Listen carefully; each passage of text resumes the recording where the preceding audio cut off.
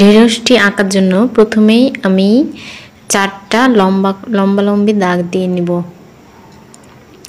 দেখুন আমি এই যে দাগ দিয়ে নিলাম, এরপর মাঝ বরাবর একটা ফোঁটা দিয়ে নিলাম। এবার নিচে দাগ দিয়ে নিব সুচালো করে, যেহেতু ঢেঁড়সের নিচের দিক একটু সুচালো ভাব হয় সেভাবে আমি দাগটা দিয়ে নিব। এবার মাঝে যে বিটের মতো থাকে ঢেঁড়সের ওটা করে নিলাম। এবার ওপরে ঢেঁড়সের যে বোটা এবং বোটার নিচে যে এটা থাকে সেটা করে নিচ্ছি। এবার যে বোটার ওখানে একটু ঢেউ কাটা থাকে সেটা করে নিলাম। ওটা করা হয়ে গেলে এখন ঢেঁড়সটা একটু হাইলাইট করে দিচ্ছি জেল পেন দিয়ে। আপনারা পেন্সিল দিয়ে করতে পারেন। আপনারা রং করার পরেও পেন্সিল দিয়ে বর্ডারগুলা হাইলাইট করে নিতে পারেন, তাহলে দেখতে ভালো লাগবে।